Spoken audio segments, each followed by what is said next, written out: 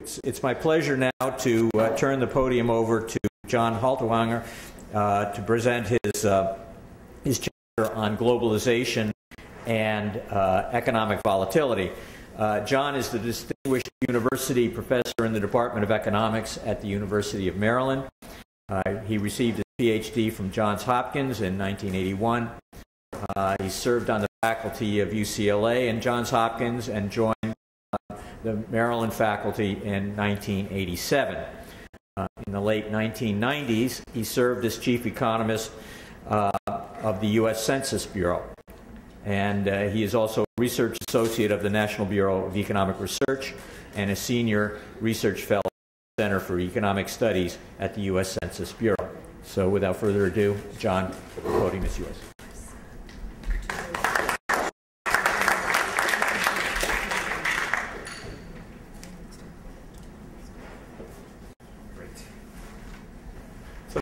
To be here today. I'm going to talk about volatility. I'll have to obviously define what I mean by volatility. I'm going to very much focus on volatility from the micro level up, and particularly I'm going to focus on firm level volatility. So I'll be motivating that throughout, but a couple initial motivations. One is, if you look at the risk that both businesses and persons face, and you try to decompose, is the risk coming from aggregate factors, economy-wide factors, or idiosyncratic factors? Actually, idiosyncratic factors dwarf aggregate factors. Most of what happens to a business or a person is actually related to something very specific to their industry or literally to that business or to that person. And even for persons, this has already kind of come up here today, what happens to a firm matters a lot. And that's actually kind of the challenge of globalization, because things happen to firms as a result of globalization. Now, the theme I'm going to emphasize is how the country does, and then by that I mean all the things we care about at the aggregate level, things like GDP per capita and productivity growth. I think we're increasingly learning that depends critically on how well it manages this idiosyncratic risk. And I'll explain why. And just to give even a hint of why, what we found is countries differ dramatically in the extent of what I'll call allocative efficiency. And this is as basic economics 101 as you can get. So when we teach economics 101, what do we say? Economics is about the allocation of resources to the highest valued use. Some countries do that much better than others, and some countries at different times within their countries do it much better than others. We're going to present evidence today that the U.S. has been remarkably good in this respect, but there are some questions about how good a job it is doing now. And so it's as a result of both perhaps the crisis and other things going on in the economy. Now, where does globalization fit in? Well, globalization is actually both something that actually contributes positively to allocative efficiency, opening up of markets and making them more competitive, make them more leads to allocative efficiency, but it's also the case that part of what's the challenge of allocative efficiency is the world's constantly changing, and obviously globalization is probably one of the primary driving forces of how the world's constantly changing. And of course the other theme is, and it's very much a theme of the whole book, is there's no free lunch here. So achieving this allocative efficiency involves lots of restructuring and reallocation that potentially adversely impact workers, and we'll talk quite a bit about that. So the way this talk's going to go, I've got about 30 minutes worth of remarks. The first 15 minutes, I probably won't mention globalization very often. I want to do some very basic things about firm dynamics. I want you to understand the nature of firm dynamics in the United States and around the world. It's partly related to even the questions of where does globalization fit in to the overall scope of firm volatility. And then I will spend the last half of the talk on exactly where globalization fits into this. So the first thing I want to get into your head is some basic facts that we've learned from studying firm level data. So one of the most striking things that we've learned when we look at data from states or we look at data from a variety of countries is the enormous heterogeneity in profitability and productivity across businesses in very narrowly defined industries. So I want you to think, in my talk today, mostly about within industry variation, not between industry. So not manufacturing versus services, but go into the automobile industry, go into the semi-tech industry, go into the department store industry, and think about the differences in productivity across those businesses. What we find is very large differences. In the United States, for example, even when we come up with a good measure of total factor productivity inside narrowly defined industries, the interquartile range, the difference between the 70th percentile business and the 25th percentile business, 30 log points. So that says, by the way, if you could somehow or another, this is the United States after all, which we regard as perhaps a reasonably good job in terms of the kind of flexibility I'm going to talk about. If you could move the resources away from the 25th percentile to the 75th percentile, you could get a huge increase in productivity. All right. Now, when you hear numbers like that, you might ask yourself the question, well, how does the business at the 25th percentile even survive? And the answer is, in part, they don't, but it takes time and resources for that process to unravel. But it's actually more than that. What we found is what are seemingly low productivity businesses survive in part because they serve particular market niches. And it's also the case that even the most productive businesses have economies of scope and control problems. Walmart literally can't take over the entire retail trade sector. It might seem like they're doing it, but they can't in terms of the economies of scope and control. Now, is it just a U.S. phenomenon? No. If you look, this is from a large cross-country, cross-industry data set. We actually had firm-level data there's about 25 countries represented here and a large number of industries. And this is just a scatter plot of the dispersion within industry productivity in each of these country industry cells. And the primary thing I want you to just see is there's enormous dispersion in both total factor productivity and labor productivity. There's also something going on in terms of labor productivity having more dispersion. That's a story for another day. We're not going to talk about it. The main topic today is there's enormous dispersion. So basic fact one is enormous dispersion in productivity. Basic fact two is there's enormous dispersion in size inside industries. So let's just pick one statistic out of here. I've got probably too many statistics up here. So this is all within industry. So look at the number for the United States for total economy. It says 76. What's that number represent? That says if I take within an industry in the United States and I ask the question, what's the average size of the business in the top quartile of businesses, not in terms of productivity, but in terms of size, and then I take the average size of businesses in the lowest quartile and I take that ratio, it's almost 80. Okay? So enormous variation in size across businesses in the same narrow industry. So that's the second fact, and hopefully, without even immediately as it come to mind already, is if I've got enormous dispersion in size and I've got enormous dispersion in productivity, lots of things can go wrong. Why? The last thing you want is to have an economy in which the largest businesses are the least productive businesses, and that's really the challenge for all economies is to avoid that kind of misallocation. You want there to be a positive covariance between size and productivity. Interestingly, when we've looked at that within industry covariance across a variety of countries, and I've listed a reasonably small number here, partly for visual purposes, but also because I've got good data where I can compare these, the U.S. has historically done very well in terms of this covariance. And this covariance is such, you can actually interpret it as such that if the U.S. did not have this positive covariance, so the numbers, what's 0.5 represent? It's in logs. Suppose the U.S. covariance went from what it was to 0, we'd lose 50% of our productivity, just like that. Okay, so it's critical the U.S. has done well. You can see the Western European economies have done not as well, and the transition economies, the Eastern European economies, if we can still call them transition economies, have relatively low covariances. And I'm going to talk about covariances for other parts of the world in just a few moments as well. Now, interestingly about the transition economies is they're very low on average. By the way, these are data for the 1990s. Okay? But if you look at the growth rates in that covariance over the course of the 1990s, who had the fastest growth in the covariance, it was actually the transition economies. And so you might actually ask yourself the question, how are these two even possible? Well, what was true And this is going to be closely related ultimately to globalization and its role of market reform, because you could say that's one of the things obviously that went on in the transition economies, is the transition economies back circa about 1990, they had a negative covariance between size and productivity. The largest businesses were the least productive businesses. Okay? And that's a bad thing for an economy. An economy does very poorly if it has such a low or negative covariance.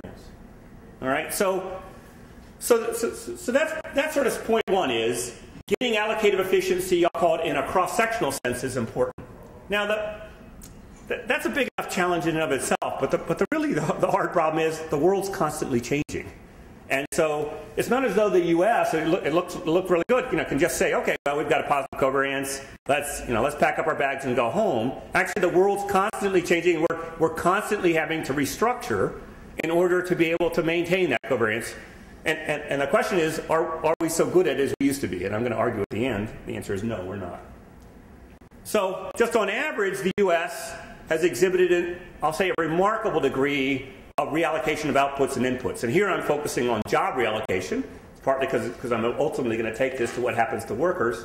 So if you take the U.S., in a good year in the United States, or in a typical good year, the U.S. has a net employment growth of around 2%. But underlying that 2% growth is an enormous pace of job creation and job destruction. So you can see it's roughly on the order of 17% of jobs being created in a given year, and 15% being destroyed. You need to understand the magnitudes here. 17% of this is the entire private sector is almost 20 million jobs created in a good year.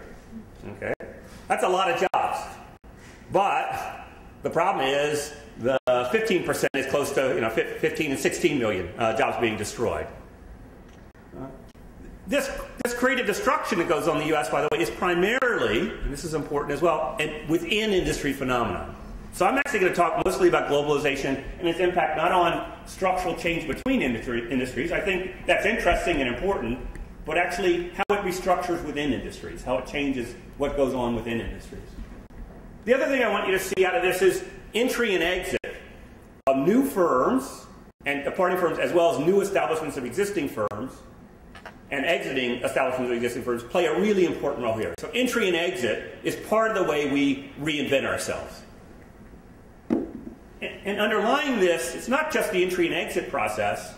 What we have found is that the most dynamic businesses in the United States are young businesses. So what's interesting about young businesses is they either grow rapidly or they exit. Okay, so it's a little more, you're going to see there's a little more of a nuance in just a second. But you can see very high exit rates with the red bars and very high growth rates. Almost remarkably high growth rates in the blue bars. Now, underlying this actually is, again, enormous heterogeneity. So it's useful to understand this is just the surviving firms, and this is the 90th percentile and the 10th percentile. So why is the average growth rate so high for young businesses? Because the high growth firms are growing so rapidly. Now that's actually, there's even high growth firms amongst the more mature businesses. And here's the key, a core challenge, I'll say, for market economies, which is a lot of growth. Actually, it will turn out job growth, and I'm going to tell you in just a few minutes, productivity growth is actually coming from a relatively small number of firms inside industries who are taken off. And so high growth firms play a critical role. And so you can even hopefully already kind of hint at where this is going.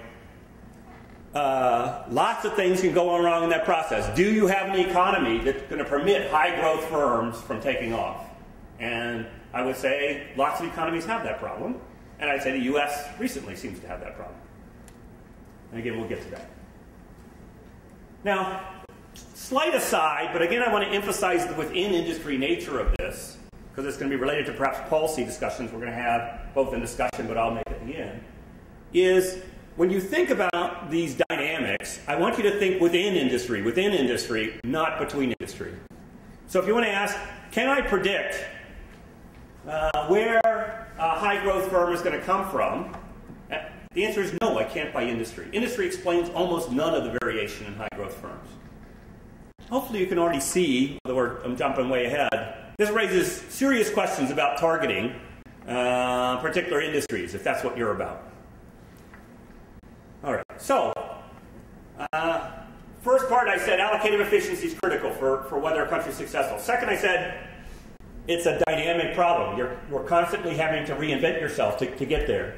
Third, is there a payoff? Yeah, actually, historically in the United States, there's been a high payoff in terms of productivity growth. In the U.S. manufacturing sector, about 30% of productivity growth over a 5-year period is accounted for by this reallocation. That's not 100%, but it's substantial. Actually, in other sectors, it's even larger, partly because in other sectors, entry and exit play that much bigger a role. It's also the case that this young firm dynamics plays a critical role in all this dynamics. So here's the retail trade sector, and showing you something about the dynamism of young businesses relative to mature incumbents. Remember, I told you there's this quite dramatic up or out process. And again, historically, the United States has been very good at the businesses, the exiting young businesses. They've been the least productive businesses. The rapidly growing, the high-growing young businesses, they've been above average productivity. That's exactly the ingredients you need for productivity growth. If you don't have that, okay, you're in trouble, all right? Because if indeed you've got businesses exiting because markets aren't working well, not because they're low productivity businesses, you're going to have a distorted and low productivity growth economy. All right, so there's lots of scope here for misallocation. And can I say I think the challenge here, slow down just a second. Hopefully you can see, given the kind of dispersion I've talked about, there's lots of room for things to go wrong. And it's not, it's distortions on so many different dimensions that I'll say this is why I'd say the World Bank and the IDB and for example, the Peterson Institute struggle so much to kind of come up with good policy prescription because there's 101 problems. So obviously we need well-functioning product, capital, and labor markets, amongst other things, okay? We need to make sure, if indeed market economies have to reinvent themselves, we've got to make it so that entering businesses can enter and those that turn out to be good can take off. All right? It's also going to be the case, it's going to be an economy where low productivity businesses are exiting, and it's not devastating for the economy when that happens. That exit's okay, all right? And it's not so costly. Other things, of course, public infrastructure, like communication, transportation. I should have included education here, clearly plays a role. Poorly performing governments on many different dimensions, whether it's weak rules of law, graft or corruption, or just favoritism, or targeted policies where you're big not because you're productive, you're big because you got favorable treatment. That's a bad thing. And again, hopefully you can kind of see I provided evidence where things can go wrong. And then here's sort of the dilemma, and this is critical for the debate today, and for globalization. Oftentimes, you're advocating opening up markets for the reasons that will improve this kind of allocative efficiency. I'm about to just go talk about that now. But then you say, okay, well, I've got to make sure that those caught up in it don't get hurt too much. And that may be a good idea in principle, but it may stifle this process. And again, that's the challenge.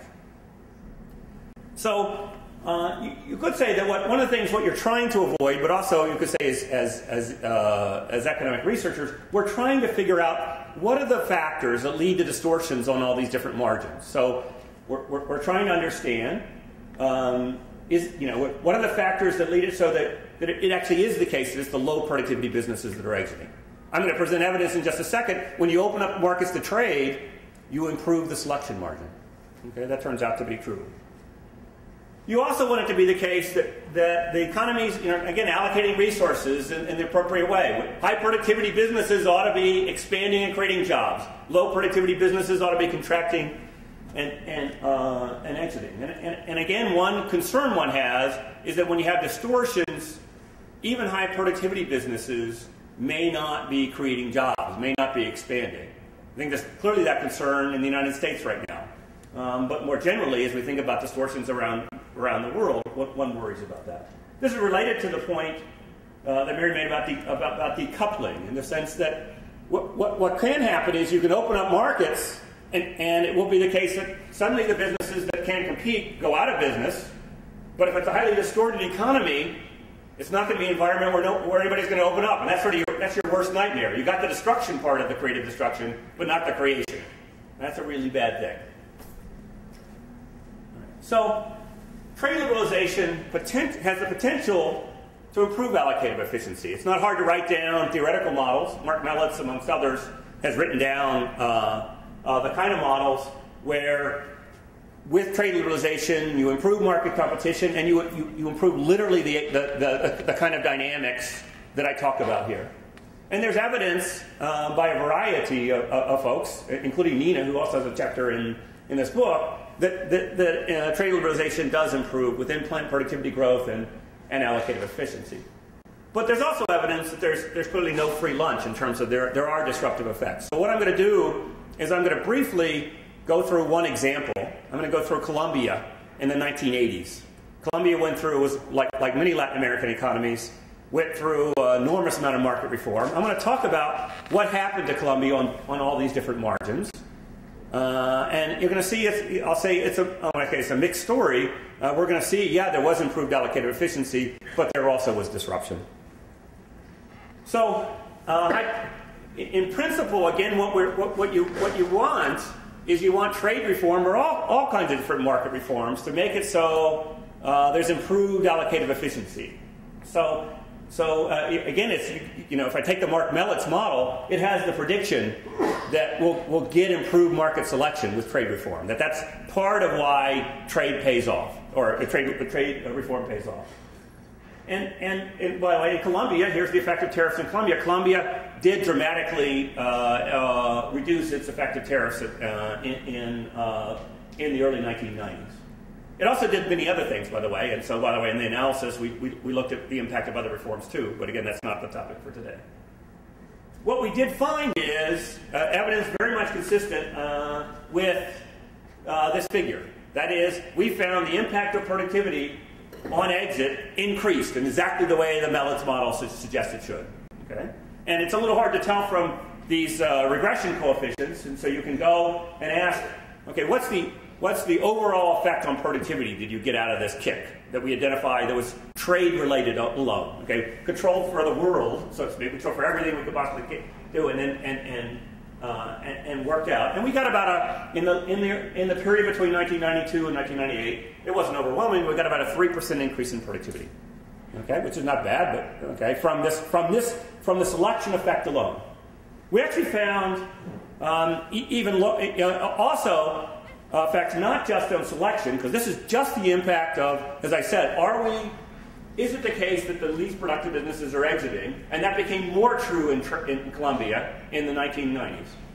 But we also found improved allocative efficiency amongst surviving firms. That is, this covariance, I could call it the cross term in here. That's the red bar. It's exactly the same covariance as I showed you before. You can see that covariance rose pretty dramatically in the 1990s.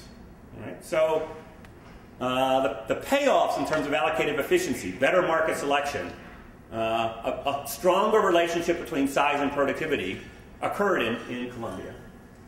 But what was, well, a small side, I slipped this one in here intentionally. Many other countries that have gone through market reforms have also experienced pretty dramatic increases in this positive covariance. So this is, I'm going to go back to Colombia in just a second, but in China, we also saw that China back in the late 1990s had a negative covariance between size and productivity.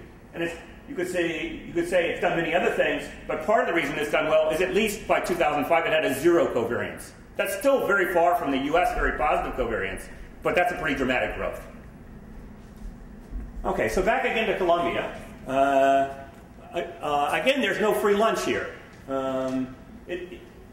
Displacement's costly, and so I want to talk a little bit about that. I want to talk about that in Colombia specifically, and then I want to talk very briefly about the United States. So what was true is, it's probably hard to read the labels here, but what I basically want to see is plant exit went up substantially as in this period of time. What happens to workers who experience plant exit? What we find is it hurts them in terms of wages, it hurts them in terms of formal employment, it hurts them in terms of tenure. All right. These effects are pretty substantial.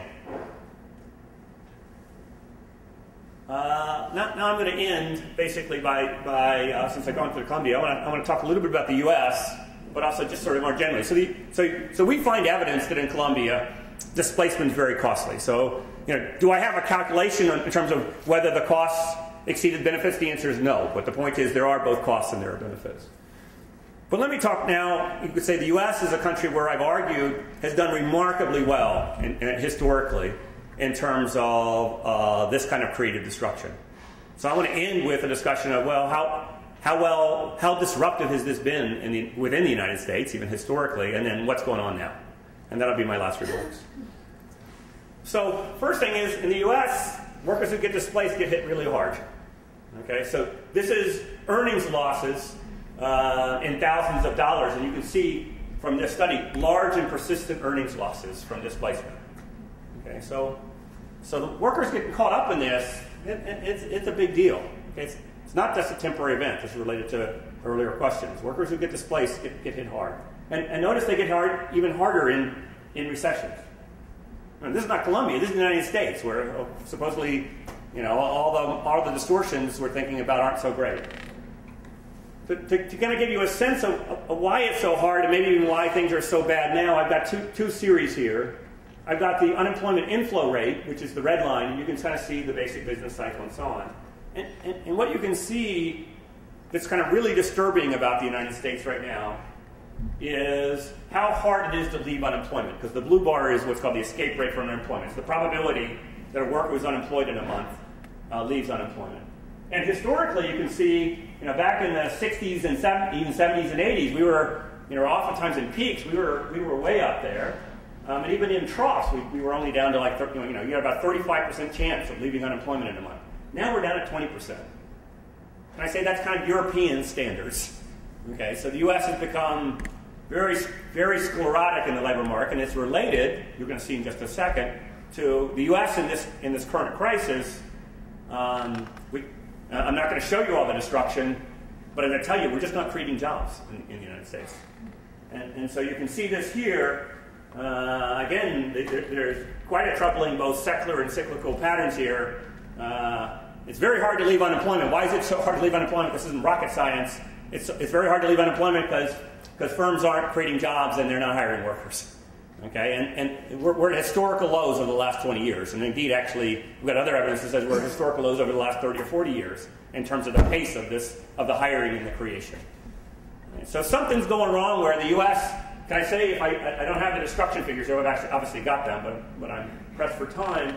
The U.S., in this current crisis at least, has been one where we saw enormous destruction during the peak of the recession, and then what typically happens, and you can kind of see this in the 1990s, or even to some extent post-2001, is eventually creation takes off, okay, and at least hiring takes off. Now, by the way, in some ways we never really recovered from the 2001 recession here. So in that sense, this is it used to be the case that the U.S. could pound on the table at G7 and G20 and so on conferences and say, oh, look how dynamic and flexible we are. And that was true, I would say, circa up through 2000. Since then, we're not so good at this anymore. And here, just briefly, there's downward trend in creation, destruction, business startups, and net employment growth. So this is my last slide. So I've covered too much ground here in a 30-minute talk or so. Part of what I wanted to say is kind of give you a basic grounding in firm dynamics and saying, look, allocative efficiency is critically important to whether a country does well or not. Getting it so that the most productive businesses have the most workers, have the most capital, and so on, is critical. And it's a costly process, and it requires flexibility on the part of both businesses and workers. It's got to be the case that you could say it's okay to fail, that businesses exit, and that those workers get caught up in it. Again, when the U.S.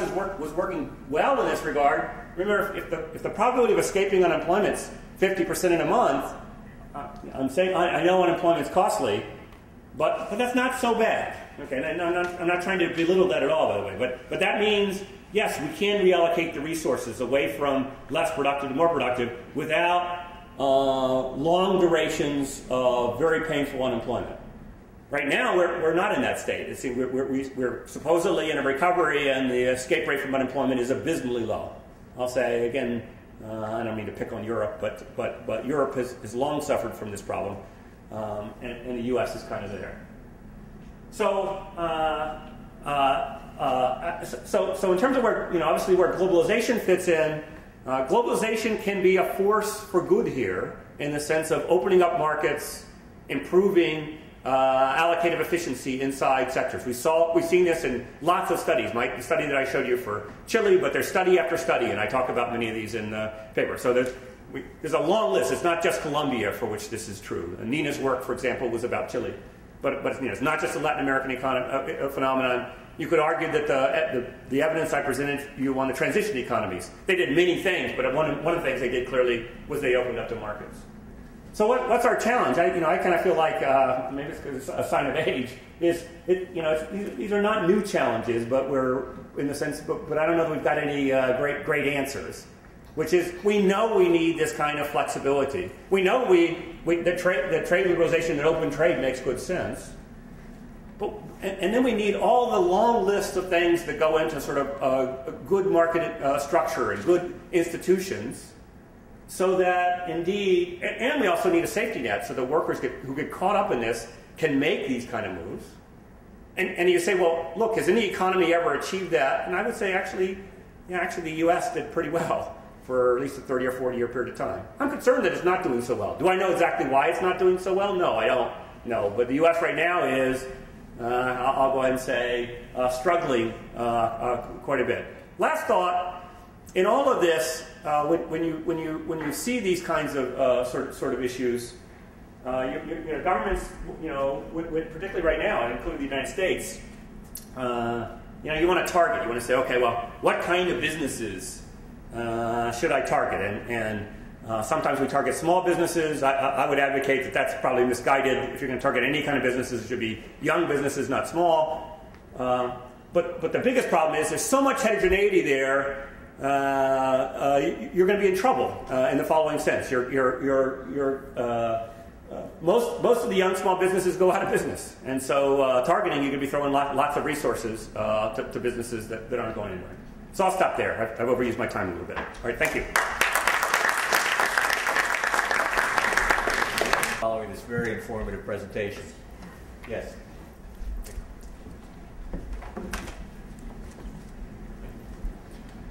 Nicholas Aron, visiting fellow here at the Institute. My question is a question you already answered, but I'd like you to elaborate. The question is obvious. Why is the US looking a bit different in the last decade from the decades before? You told us you don't know. But what would be your assumptions or avenues for research, and what would you test in this regard? Yeah. I'll go and say I've got a lot of hypotheses, and I haven't been able to really fully check them out. I can't tell you what it's not. See, so you might actually say, oh, has the U.S. moved towards industries which are less volatile? Okay, so maybe it's just a composition effect. Actually, no. If anything, that goes the wrong way. The service sector is always more volatile than the manufacturing sector. So actually, industry composition effects kind of go the wrong way. It is true the U.S., and this is going to get closer to an answer.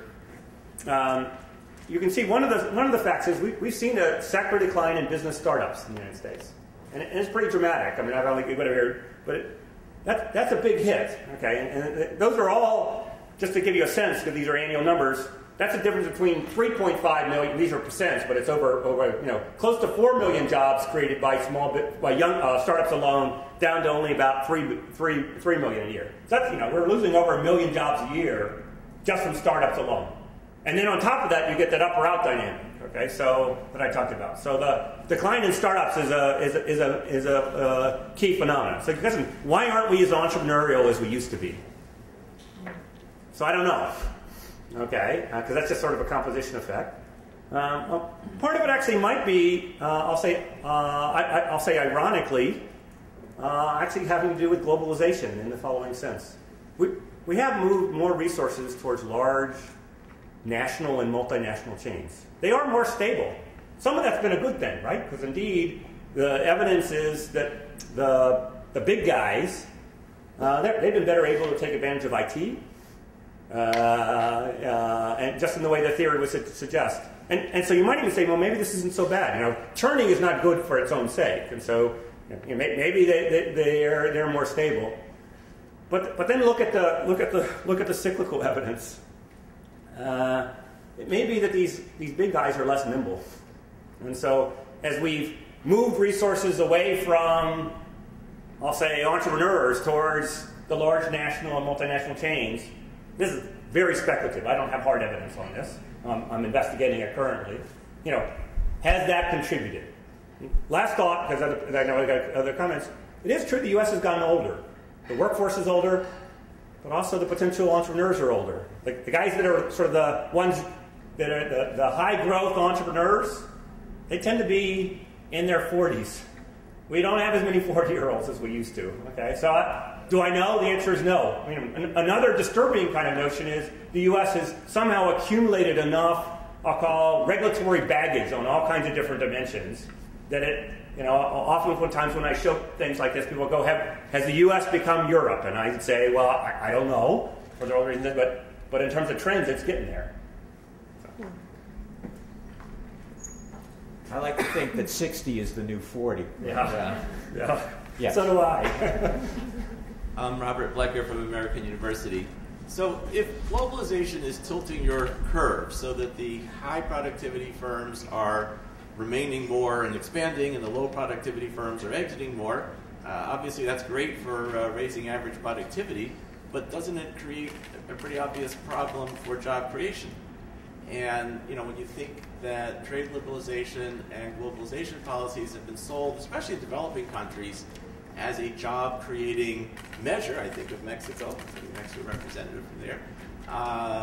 You did see certain expansion of employment in manufacturing in Mexico after the 87-88 trade liberalization, and again after NAFTA, but it all kind of peters out after 2000 when it just completely plateaus. So aren't you making it harder on the job creation front at the same time as you're improving things on the productivity front? And footnote, someone asked before about those domestic causes. We need to be careful because this means that what we often think of as a domestic cause, that is productivity growth assumed to be reflecting some kind of purely exogenous technological progress, may in fact be a statistical artifact. It's an implication of the Melitz model that has been drawn out by many people, that at least some of the observed growth in average productivity is actually a within industry compositional effect of globalization. But my question is about the job creation. So let me just, I'll say, endorse that last point. I think that's exactly right. We often think about, particularly macroeconomists are sometimes guilty of thinking as an exogenous force. And this whole story is, no, it's incredibly endogenous. But let's take on your main point is, okay, suppose you open up markets and you sort of subject yourself to these forces of creative destruction. Is that going to cause problems creation? I say no. Actually, I'll say it's almost exactly the opposite. That when you deter destruction, you deter creation. Okay, that's sort of the whole point, actually, even partly of Melitz, but of this whole class of models. You've got to be able to let the low productivity businesses exit or contract, or you're not going to have incentives for those businesses, potential businesses that have good ideas, good products, good processes to take off. The challenge is, and I think there is lots of evidence of this around the world, is there may be enormous barriers to both starting up but also taking off. And so one of the things, and I talk a little bit about this in my chapter, that I know the World Bank and the IDB, and especially have worried a lot about, what they call the missing middle. So, what's the missing middle? That under the story, you're going to have a very skewed size distribution of businesses. You're going to have, if things are going well, the very large businesses are going to have been the most productive and profitable. The very small businesses are the ones that kind of come in and go in and are kind of churning, and then there's going to be businesses passing through that middle, and they're going to be the gazelles, the rapidly growing, high growth firms. Well, if you're in an economy where as soon as you get just a little bit good, you raise your head up, and if the regulatory environment or the corruption environment or whatever says, oh, we're going to go grab those rents, then you have an incentive to stay small and be informal and not go anywhere. So that's partly what I meant for there's enormous scope for misallocation here, and also I'll say an enormous concern that if you open up markets, this is back again to the decoupling kind of issue, I mean, the real dilemma, I sort of say, you open up markets, and I can write down models where the opening of markets worked, along the lines we sort of talked about, and even related to your question. And we get the, we get the destruction working in the right direction. This is very much your question, but we just don't get the creation. And I would say it's because of all the distortions that are there. I would say historically the U.S.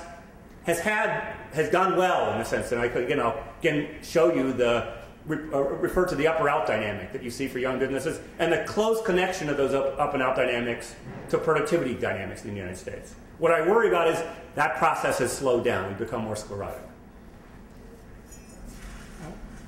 Hi, I'm Lee Price. I'm with the Institute for New Economic Thinking, and my recollection is that the OECD, you're talking about Europe versus the United States, but within Europe there's a lot of diversity of the rules.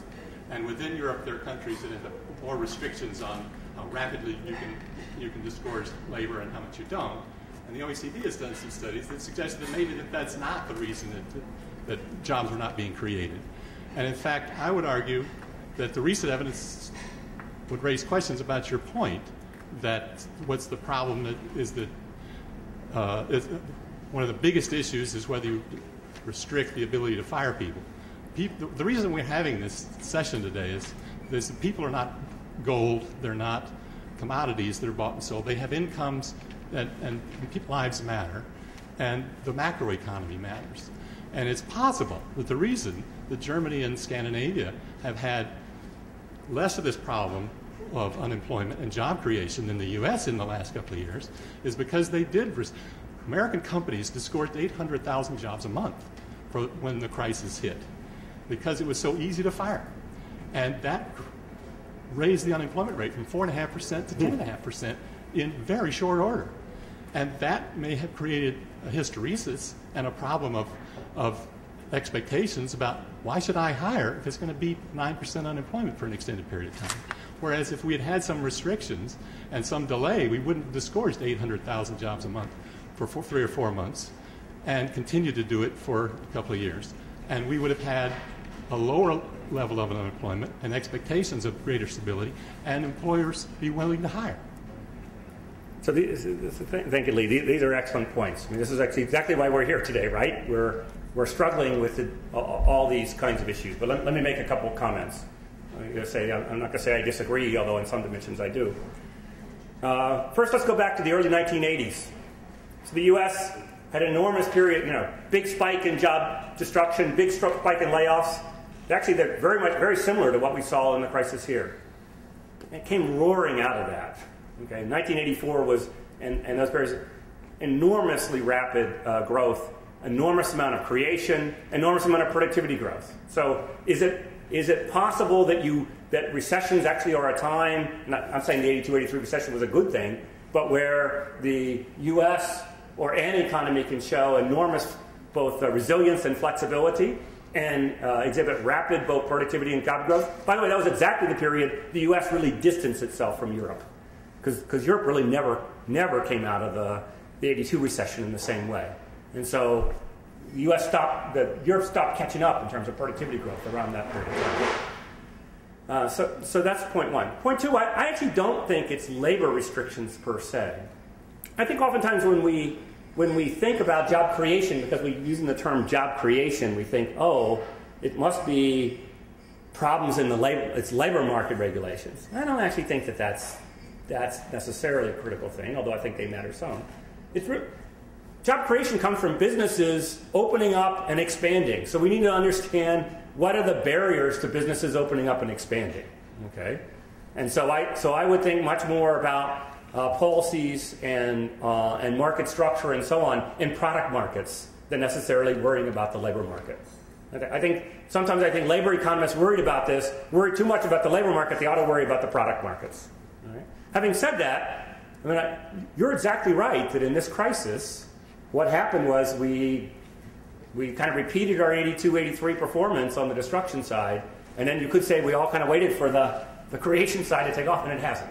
And do I think that we by the way, do I think if we'd had some different labor market policies, we could have avoided all this? No, I actually don't think that's the case. But I do understand all the concerns you raised. Okay, we We have time for one more question. Sure. Sherman Robinson, International Food Policy Research Institute. You make a distinction between this lack of job creation, which I think is a very valid difference between the 80s and the 90s. But to answer Mike Finger's earlier question, it does seem this analysis has policy implications. That there is a role for government in facilitating labor mobility. Unemployment insurance, portable pensions, portable health care, education training, trade adjustment assistance, aid for moving, policies like that would seem to me to be an obvious implication of the analysis you're giving us. Since we're short of time, I should just say I agree completely. Yeah. We'll deal with where do you get the money for it later. Yes. John, thank you very much. This was a very rich discussion, and I think we'll be coming back to a number of these points throughout the rest. Thank you. Thank you very much.